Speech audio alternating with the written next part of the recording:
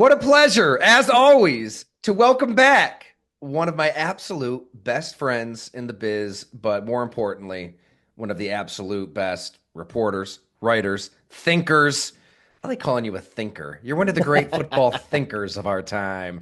Conor Orr, Sports Illustrated, baby. How you What's been, up? Conor? Good to see I'm you. good. I'm good. How are you, man? Great, great. I'm always a little worried that I'm talking too loud when Serafino's napping behind me, but I think he's out cold. I think he's out. It was a good Spidey story. Green Goblin was up to some more nonsense. Oh, dude, we So have the same I book. do you really like the 5 minute stories? Of Oh yeah, course. those. There's a, but which is misleading, by the way. Like they're Not way five longer minutes. than 5 minutes. They're like 20-minute stories. And then they want four of them. And I've caught in the Batman one, there's two massive copiers. There's words Oh, missing in the Batman one. And so I've read them all so many times. And I don't know if you do this too, where, I mean, you're confident in your abilities as a writer, where I'll almost read the page and then I'll be like, it would sound better if I just said it this way. So I just kind of write it myself. And then my daughter is old enough to read now. And she's like, Dad, that's not what the thing says. And I was like, yeah, but it's better. So that's all that that's matters. Oh my God, we do the same exact thing. Like with Sonny, you can get away with throwing in a line toward the end, like, and then Peter Parker got really tired and it was time for bed and he closed his eyes and he went to sleep because sleep, like, and Sonny will fall for it because he's 3.5. Ella, no dice. Nope. She knows that the stories do not take those twists and turns. But you do find yourself maybe like those 20-minute stories, maybe like skipping over a line or two, with the Oh, youngins, just kind of yeah. move it along. You All know they're right. old when they catch you skipping pages. That's Yes, how that's you the know. other one. Yep. How was Christmas at the Orr household, by the way? Whew. I mean, we got a 6-year-old, a 4-year-old, one on the way, and so there's just like, I mean, even still, I'm looking out at my living room. My wife would shoot me if I turned the camera around right now, but it's like, I mean, it's still like we got some Christmas stuff over here. Now my kids are telling me what they want for Valentine's Day because they didn't get it for Christmas, and I'm like, I don't know. The What about you guys? Valentine's Day presents. Whoa. Dude, they're like, oh, the fairy comes for Valentine's Day and the bunny comes for Easter and the leopard. And I was like, when did this happen when I was a kid? Exactly. And plus, Unbelievable. the great thing though is, I don't know, our kids are around the same age. You can get some gifts, and I feel like I enjoy the Hot Wheels a little bit more than Sunny, like the Me four too. looper. Hmm. You find yourself playing with their toys.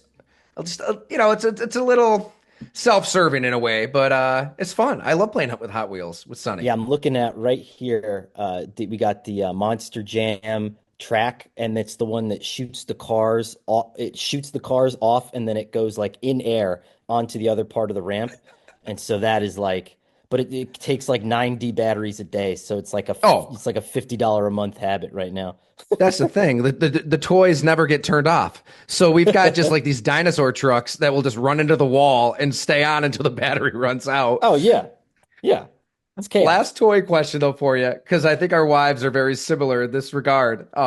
So we got to bop it for Ella, and she Oh, likes it, but Gina loves it, and she is unbelievable. Like Gina could not tell you how football works, right? Like first and 10, basic stuff would just go over her head. But yeah. on the bop it, my high is like 8, and she got up to 80. It just shows you how our brains. 80? Yes, yes, up to 80.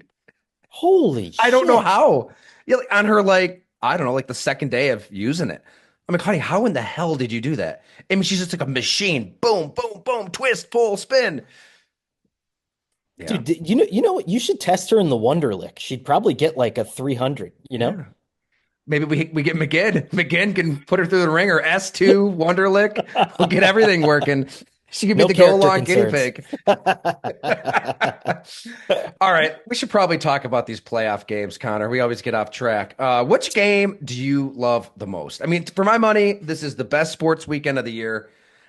I mean, that's a strong statement because, you got March Madness, Stanley Cup playoffs, the NFL draft usually can coincide with some pretty fun stuff in the spring, but you've got just two exceptional football games, back to back days over the weekend. I feel like there's just been some classics over this weekend. But which one has the potential to be an all-timer to you? I mean, let's start in Baltimore and Buffalo, right? And I think that what blows my mind about this game, and I'm so excited for, is the fact that we have two quarterbacks and both opposing defenses are spending all week trying to just remove their mobility from the equation. And everything else you can kind of deal with, right? And how are you going to do it? Because, I think Pittsburgh put a blueprint together on what you could do with Lamar to keep him in the pocket if you wanted to. I think some teams last year, like Dallas, put a blueprint together on what you could do for Josh Allen to keep him in the pocket. Both of these quarterbacks are great pocket passers, too. But what you don't want are those, let me slip a tackle and rumble for like 50 yards, get the place all jacked up, and then, stiff arm you. And so I think watching both of these guys, Zach Orr on one side, no relation, Sean McDermott on the other side, trying to take these quarterbacks out of it, not allow them to wreck the game with their legs. It's going to be awesome. It's going to be a chess match. And I think I'm in the minority here. I think a low scoring chess match, but that's just me. I'm in the minority here. Well, it's going to be below zero wind chill. It's going that direction, I mean, which that's your default temperature over there. You guys wake up and it's like June and it's like 2 degrees outside. yeah, we got over 2 feet of snow here in Boston, Boston Colden area of Western New York. Oh, Just disgusting stuff. But now that we have the snow, it's time for the cold. I think it favors the Bills because you've got to live in this stuff every day. But when you actually get to the football of it, I can't get past the challenge of trying to tackle Derrick Henry, get off of a pet Ricard block in this kind of frigid weather. And you do have Matt Milano back, Taron Johnson back, Terrell Bernard back. It's a different Bills defense than the one the Ravens just freight train rolled over in week 4. How do you see that matchup? Because I think that the if I were to guess, we'll see. The Bills are playing it close to the vest as they should. As valuable as Taron Johnson is, and he may be their best player on defense. I feel like you got to fight big versus big. You're going to have to get another linebacker out there because I think you want to take away Derrick Henry first, which is crazy because Lamar will, in all likelihood, right. win the MVP. But you want to stop the run, slow Derrick Henry down first, and somehow, to your point, force Lamar to beat you in the pocket. How do you see that matchup? It's interesting, right? Because I would have thought the exact same thing that you did, but when you watched Pittsburgh Baltimore 1, what they were doing is they weren't even following Henry. Like on the zone read stuff, they were crashing on Lamar because they were like, we don't want you to have the ball. And I think the thought was we have so many tough guys, we have so many bangers on defense that like if we can get three bodies on Derrick Henry, then we'll be able to pull him down. And there are those games, right? Like I don't know if you remember a couple years ago when it was the Titans and the Ravens in the playoffs when Derrick Henry was in Tennessee, and all of a sudden Baltimore just Henry had a good game then, but there was I think another matchup where all of a sudden you get 10 guys in the backfield. It wasn't the Baltimore, but you get a couple guys in the backfield, and Henry starts to slow down. You muck it up a little bit. I think it's probably easier to do that than to contain Lamar, but again, it's like a choose your own poison sort of Yeah. thing, and so. But I'll say this too. I mean, I was rewatching the Broncos Bills game the other day, and some of the plays where Bo Nix slips the pocket and the Bills are switching guys. All of a sudden, Matt Milano comes flying off the screen to get Bo Nix tackled in the backfield. And I feel ashamed to admit this. I mean, I watched every Bills game this year, and I was like, even the ones he did play, the ones he didn't play, I didn't know he was that fast. Like, I really do think like his speed is so underrated. This is an athletic team, so I'm dying to know how they play this thing. Yeah, he's definitely come on. It was a little rusty at first when he was thrown in there, but that was his best game. Hmm. And just being in that locker room throughout the week, and you're in locker rooms throughout the NFL all over the country. I'll say this, it seems like a loose Bills team, and that hasn't been the case. Dawson Knox admitted to me that it hasn't been the case in January's past, where maybe they were a little tighter, and it showed in late game moments. You think of 13 seconds, of course, that's what pops to mind. But in Sure. in this kind of game, this is a team that has been a little tight. The nerves get to them. I think they're loose. I think they're trying to treat it like any other game. What does that mean? I don't know, but I feel like there's a human element here that is going to matter more than any X's and O's. Like all this stuff matters. Like Lamar's thinking about perception and what this game means for his legacy, just like Sean McDermott is thinking about perception and what this game means for his legacy. I mean, the takes, justifiably so, will be flying on Monday Hmm. morning and for the next 7 months. So, Hmm. but Monday morning, like, what are we? What are we saying? What are we writing? Where do you think this is going? It's wild, right? Because, you're right. It's like this is a Lamar legacy game. This is a Josh Allen legacy game. It's a Sean McDermott legacy game. And I don't think we have any clarity on the long term of John Harbaugh's contract in Baltimore at this point either, right? And so it's like all this stuff kind of combines into one. I will say this though, and I've been like making a case for this in every place that I've spoken for the last week, and that's this. CBS needs a graphic in the bottom third next to the score for the entire game that says that through the first 7 years of his career, Lamar Jackson has as many playoff wins as Peyton Manning and as many Super Bowls and a better completion percentage. So, can we stop talking about him being a bad playoff quarterback? It's like, yes, okay, he's had some bad playoff games. Peyton Manning's had worse playoff games, and he turned Yeah. out to be one of the best players of all time. Lamar's going to go down as one of the best players of all time. He doesn't have to beat the Bills in a 0-degree game to prove us that. But we are a legacy. That is our business, right? Is to write in legacy, blah blah blah blah blah. And it's like, man, if Lamar's a Go Long listener or an MMQB podcast listener or a Heed the Call podcast listener or anything, I just want him to know. I think he's already there in my mind. But you're right. The takes this weekend are going to be off the charts. I will say, I don't think Lamar is a go long listener, but Joshua Harris, his private quarterbacks coach, an English teacher, love talking to him. Yeah. He was going to come on this week, and we were all set to record, and he said that Lamar is shutting media down.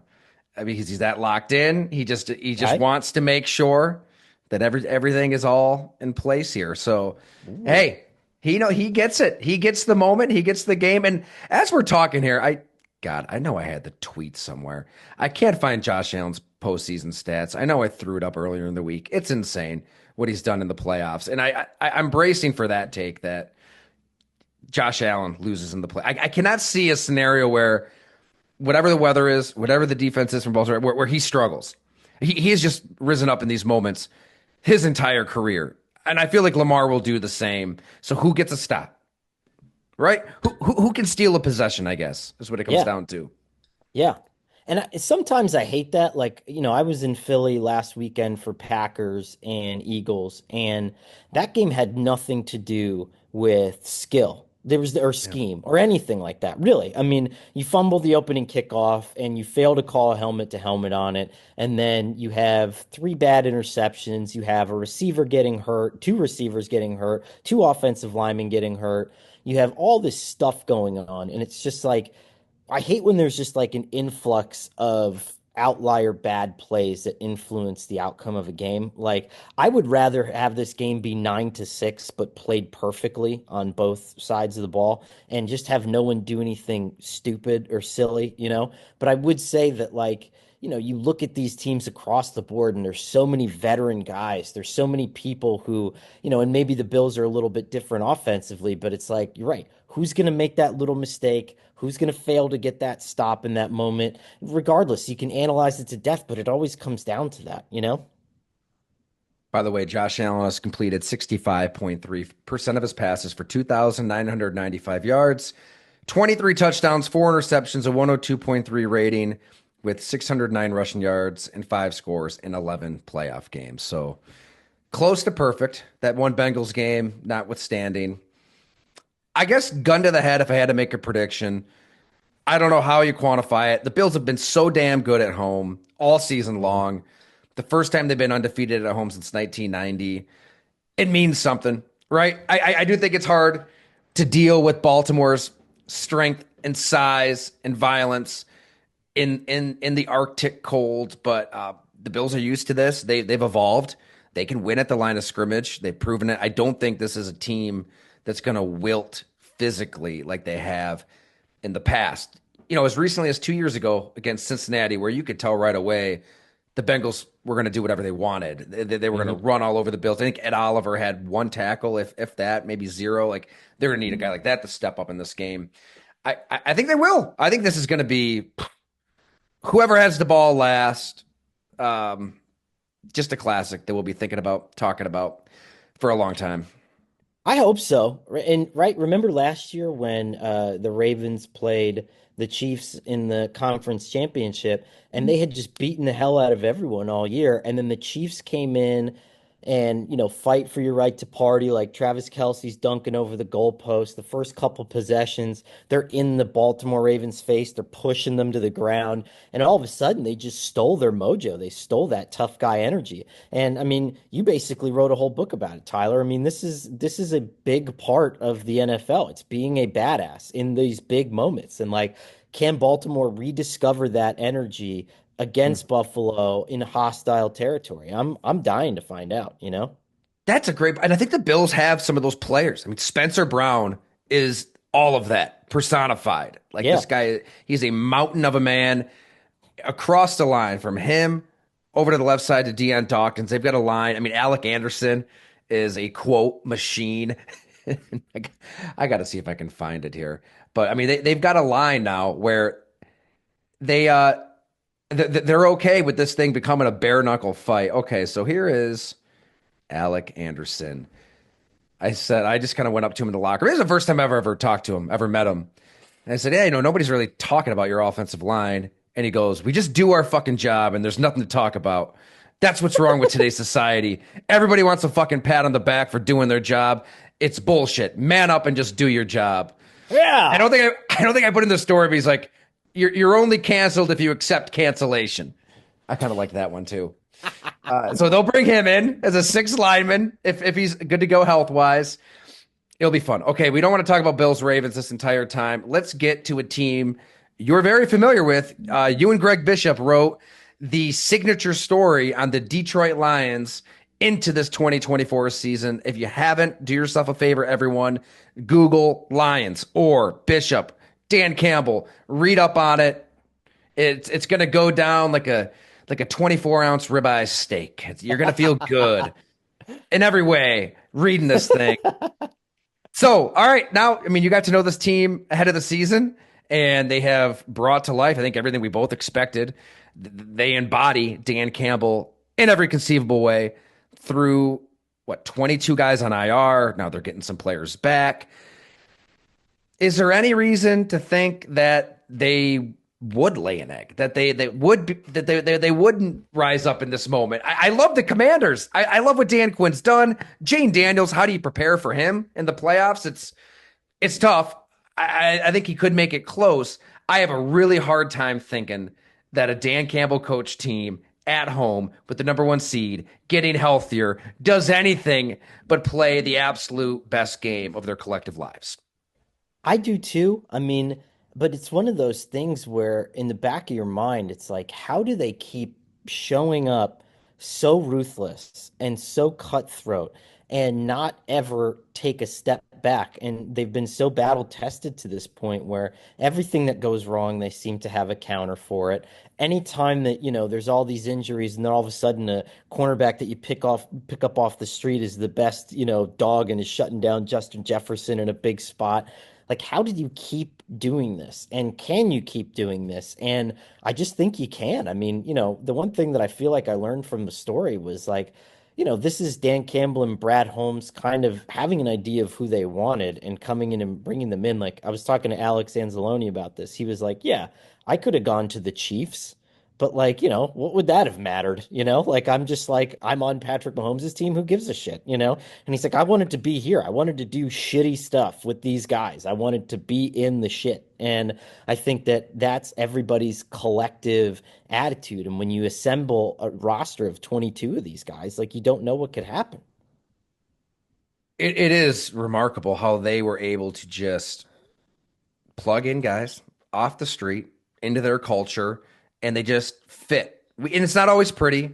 That Bills game was ugly. Obviously, that was kind of the wake up call that led to the radio interview with Dan Campbell and eating the moldy bread, and then they kind of rallied around it. But for the most part, I can't think of a team that suffered injuries to that extreme and kept winning and winning and got the number one seed. They didn't have to play hard in that San Francisco game. And what was your thought on that? Like, I kind of got Troy Aikman's point. Like, you've got a chance to heal up, get healthy, go into that NFC North de facto title game healthier and risk further injury. And Dan Campbell basically gave a middle finger to that thought and played to You know, win.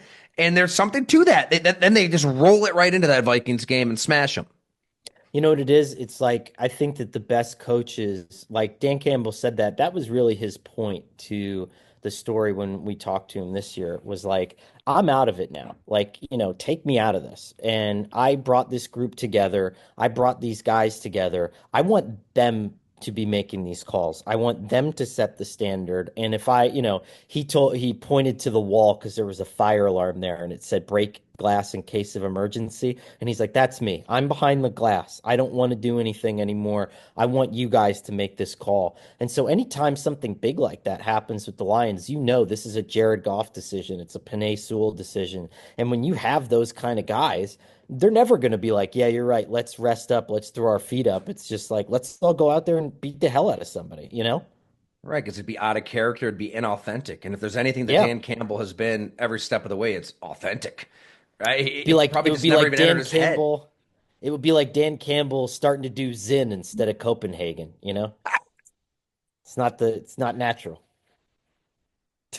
I like it. I'm trying to think like it's I'm thinking of Dan Campbell just like posted up with kids watching Coco Melon or something. I can't it's inconceivable to just Nope. see Dan Campbell not try to win a game. Like he's going to Yeah. do it and it worked out.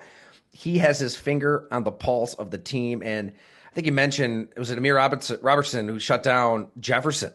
I mean, Hmm. they've got players ascending at the right time too. And that was the case with the Chiefs a year ago. Their defense really came on. Like Trent McDuffie was maybe the best DB in football Yeah. at the best possible time. So as bad as the defense has maybe been in spots, they've somehow managed to withstand. I mean, Aiden Hutchinson going down for the year, Aleem McNeil going down for the year. That could Carlton Davis. Those could be death blows. Really, I mean, we've had Bob on our show saying, "Man, if they win the Super Bowl, this is one of the most remarkable things he's ever seen." Yeah. And they haven't. I mean, and I think they've kind of figured out a way to coach guys up throughout the course of the season, and guys can improve.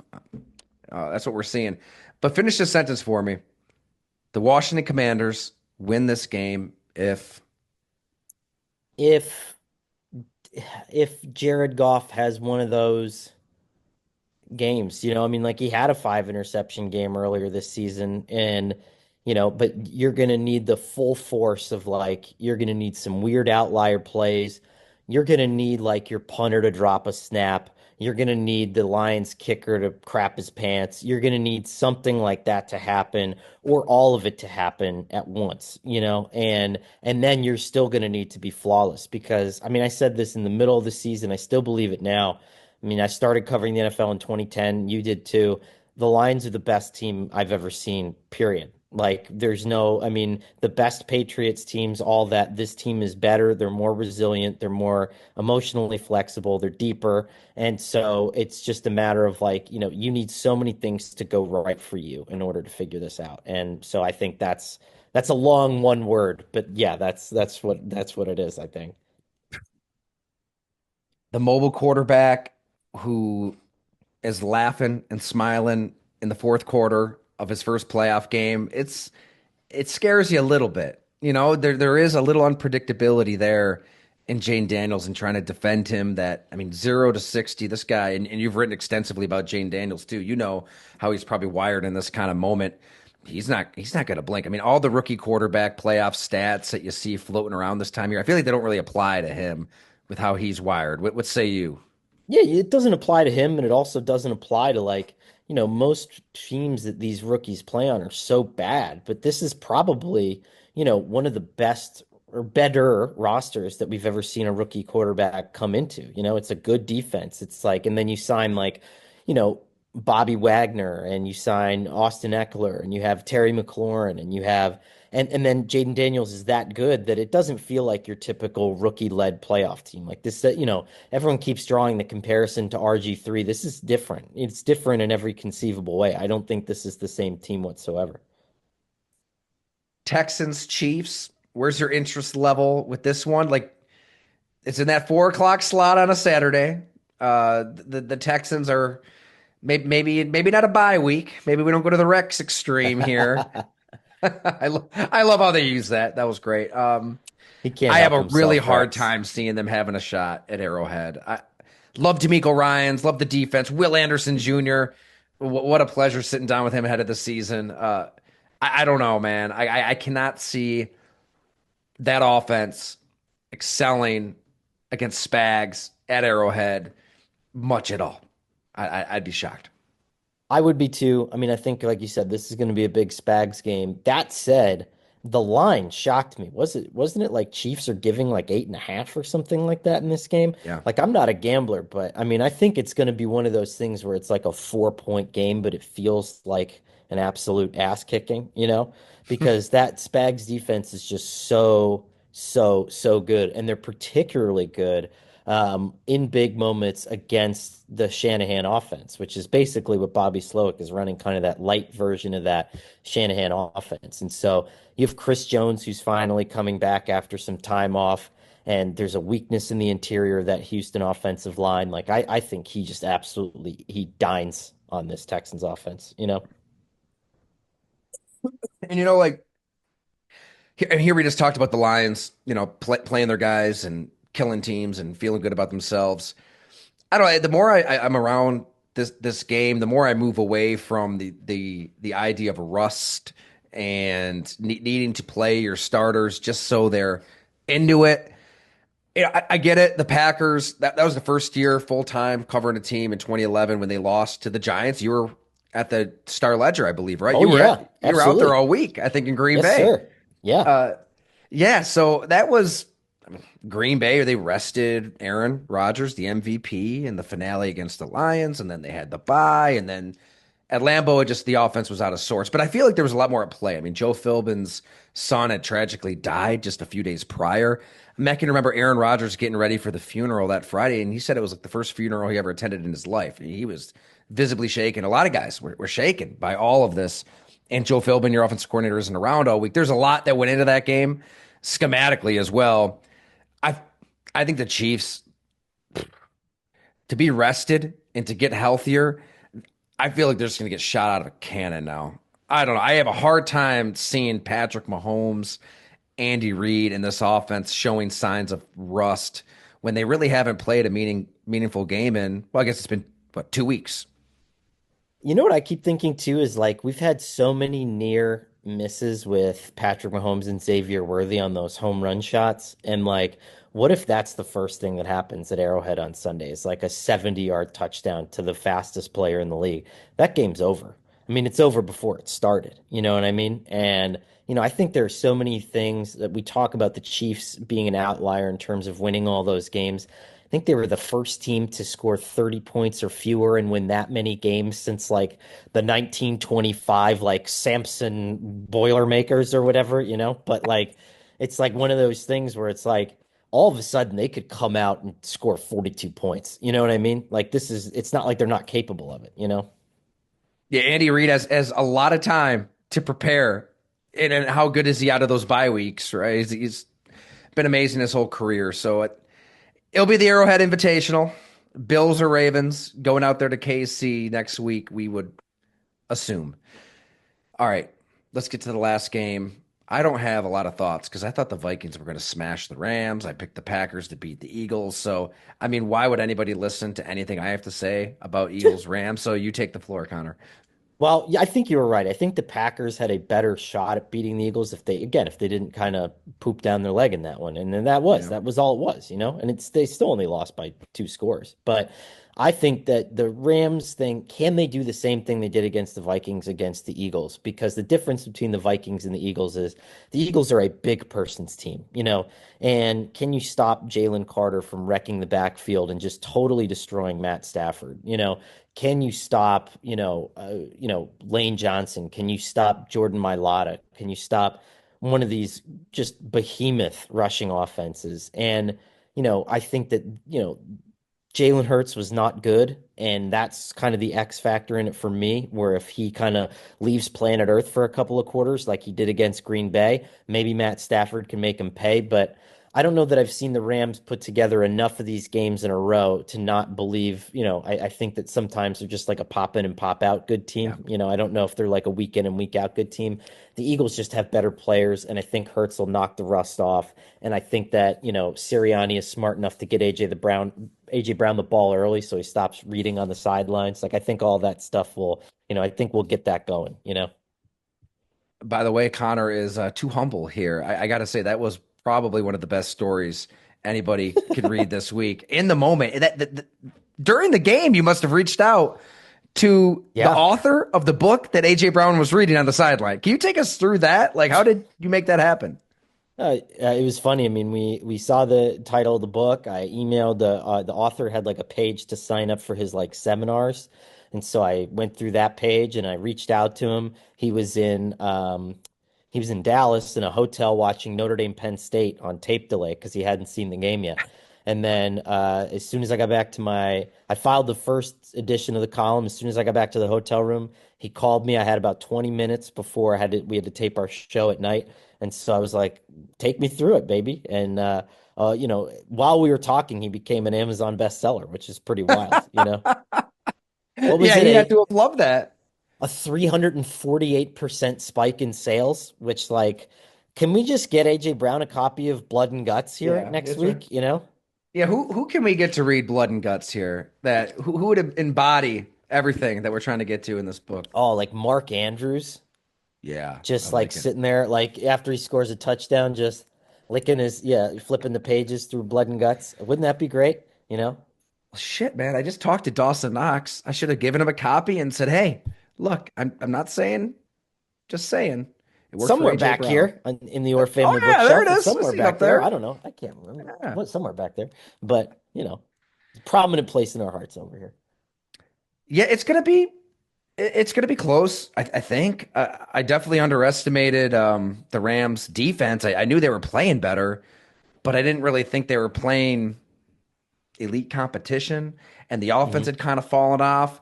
If they click it all together, they're as good as anybody. I mean, Matthew Stafford, we've seen it. I mean, he's a Hall of Famer when he's on. Puka Nakua, Cooper Kupp, Kyron Williams, they've got the weapons. And man, God, you give these scouts some picks, they can hit the bullseye. They finally got their picks back, man. They reloaded defensively, lickety split post Aaron Donald. And here's the thing, like Fangio's going to try to do the umbrella style defense and put a lid on this, but it's hard to do that against Puka Nacua because he breaks so many tackles, and Cooper Kupp, they're so good at picking up yards in the aggregate. So, what does that look like? I don't know. I'm interested. So I'm going back down. I'm making the trip. So while you guys are freezing your butts off in Buffalo, I'm going to be tropical Philadelphia. Yeah, so there you have it. Conor Orr will be there at Eagles Rams, and I do have some friends that are going to be at the Bills game. I told them, look, I just hope the press box. I hope they have it set at 69 degrees, maybe 70 degrees, not too hot, not too cold. Hopefully the wings that they bring out aren't the mass produced small wings. Once in a while, they've got a little meat on them, even in the press box. Not quite 911 Tavern wings, but Mm-mm. solid. So hopefully, yeah, the climate is controlled up there. Yes, that's That what you walk want. in is going to be brutal, though, for sure. Woo! You got to have the face mask on and everything. Not for me. Not for me. You know what? On a serious note, I mean, this is Brandon Beane and Sean McDermott have made a concerted effort to try to rebuild is too strong, retool the roster for this kind of game. I think they admitted to themselves we were not built for our own conditions. I mean, when I did that three-parter on McDermott and the Bills last year, there was a prominent player on defense who flat out told me, like, everybody wants home games in Buffalo. Well, you're not built for a dome. You're not built for Orchard Park, New York. You're built for a dome. You're like the greatest show on turf. And at the time, I'm thinking, well, what's wrong with that? Kurt Warner, Right. Isaac Bruce, Torrey Holt, Marshall Falk, like, give me that anywhere. Uh, they've done a good job of kind of balancing. Well, we've got Josh Allen, we've got a freak show at quarterback who can just smash all the buttons at any point, but we have to get tougher, more violent, more physical, better on the lines. And here's the test. Derrick Henry, Yeah. Pat Ricard, Lamar Jackson coming to town. Woo! Big people versus big people. Don't you love it? Football, baby. That's what it's Nothing about. better. Nothing better. All right, we both have children to tend to here, so I should let Connor go. So, where do you want to send people? What do you want them to read? What do you have brewing? The floor is yours, Connor. Oh man, subscribe to the MMQB podcast Oh, how on can I Apple forget the Podcasts. podcast? Subscribe to Heed the Call podcast and like our YouTube channel. Get over and subscribe to a goddamn magazine. Let's go. Sports Illustrated, still comes to your inbox. Like it's great, Yes. There's like 16, 15 issues a year. It comes right to you. You sit there on the couch. You don't have to, there's a screen in front of your face. It's a great experience. Photos. It's all there, It's all there. I love that final push because I couldn't agree more. Like we're on our screens all of the time. Get a magazine. I went the Kindle route for a while, and then like 5 years ago, I stopped downloading books on the Kindle just because you got to give your eyes a break and read, actual pages of a My book. sister called me out for this because this is my favorite part of my house. It's a gigantic bookshelf and it's built into our living room. And she said, "You're just a pretentious shit who likes to show off how many books that you've read to other people." And I said, "That's true. It's 100% true. But I also, every time someone comes over to my house, they always leave with a book. And I'm trying to get everybody out there to start reading again. Let's go. Let's read again. That's it. Do you have a book recommendation? We have a lot Oh, of baby. readers listening to this right now. If you want a book that you're not going to be able to put down, it's called The Winner by Teddy Wayne. Okay. This book we were out, we had a couple neighbors over. Everyone was hanging out in the backyard grilling. The book was so good, I had a chapter left, and everyone's having a time of their life. And I walked back into the house to read it in like the corner of my bedroom because I was so taken by it. I'm telling you, you'll finish that book in 2 days. It'll blow your mind. It was so good, Whoa. I like so, Best so fiction? fiction.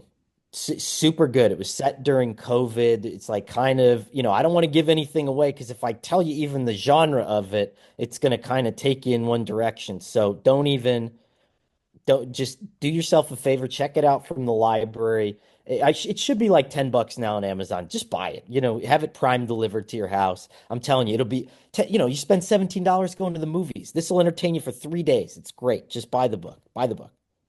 Well, let's make it a movement, everybody. Let's go. Let's stop scrolling. Let's start reading and start right there with our man Connor Orr at SI. And of course, go along. We've got stories up. Ty Johnson caught up with the Bills running back this week.